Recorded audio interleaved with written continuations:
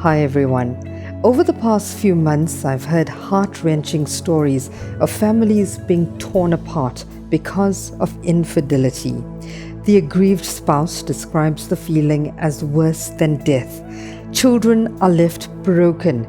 They watch their mums and dads try to keep things together while wondering if they are in fact to blame. It will affect their self-worth, their education, and even their future romantic relationships. Is it all worth it? Well, some would say it is. The passion, intrigue, and thrill of escaping detection is a turn-on for many. Lord David Cecil once said, "The nurse of infidelity is sensuality." What starts off as a flimsy flirtation quickly turns into a web of deceit. At its core is emotional or sexual intimacy that violates the trust of a spouse. Now, here are 5 reasons why having an affair is a terrible idea. Firstly, it will ruin your reputation. Proverbs 6:32 sums it up for us. It says, "But the man who commits adultery is a fool, for he destroys himself." Society never forgets, and when you slip up and get caught, you will be humiliated and embarrassed. More importantly, every piece of advice you give to others will be questioned based on your moral transgression. Your confidence is likely to drop as well as your influence. Secondly, your spouse will never fully trust you, probably for the rest of your life.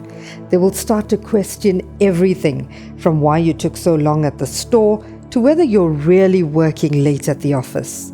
This trust will take years to rebuild, and every day will be different as they battle to reconcile what happened and why.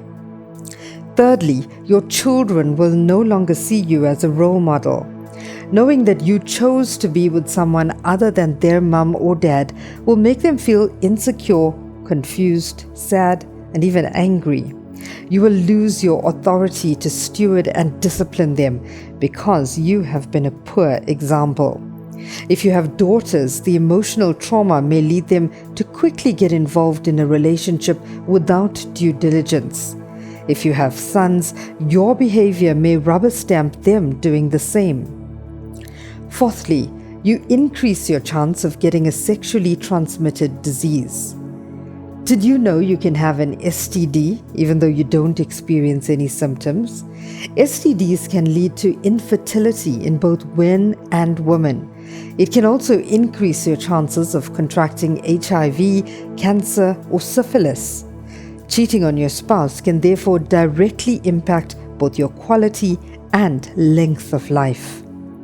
Fifth, and most importantly, infidelity is a violation of covenant and is against everything our faith stands for. In fact, many of us have forgotten that it's even mentioned in the 10 Commandments. In Hebrews 13:4, we are asked to give honor to marriage and remain faithful to one another. The Bible goes even further in the New Testament.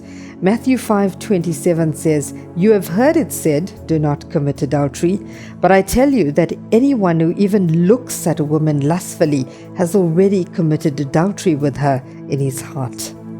My hope is that these 5 reasons will be strong enough to put the brakes on any scent of sensuality outside of your marriage covenant.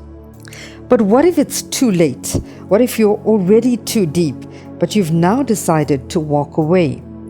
At the outset, know that it's not going to be easy, but it is the right thing to do.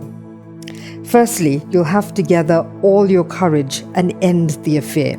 Don't wait for after Valentine's Day. Do it today. If you need help, speak to a close friend or pastor who will support you through it.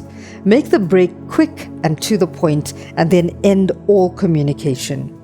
Change your number, change cities or countries if you have to. Like my husband puts it, just kick down. Secondly, if you're in a marriage, tell your spouse that you've been unfaithful, that you've ended it, and that you want to make your relationship work. Now, this is a tough one, and there's no guarantees about how your spouse will react, but the chances are higher that you will be met with a little more leniency because of your transparency.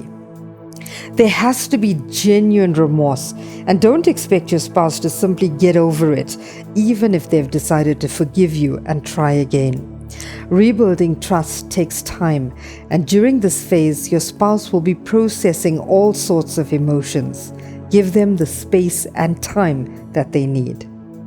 Thirdly, if you and your partner commit to working together to make your marriage work, sit together and identify gaps in your marriage that may have led to you seeking affection elsewhere. This could be a wide range of problems. Communication is a major factor. Do you actually talk to each other? I mean, real conversations. Do you set aside time every evening to talk about your day? Do you sit and eat together around a table as a family with the TV switched off? Do you attend church together, even if it's online? Do you pray together in your home?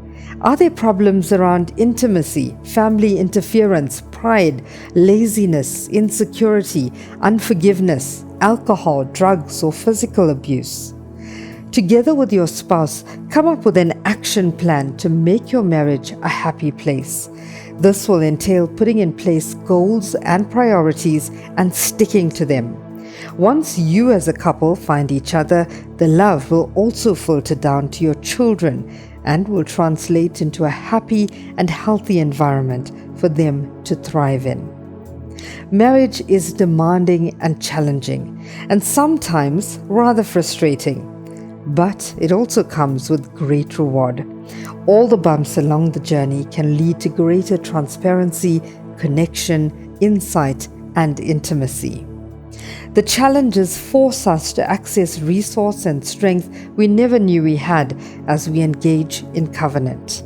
And of course, we can't ignore that it is rather fun to have someone to annoy all our lives.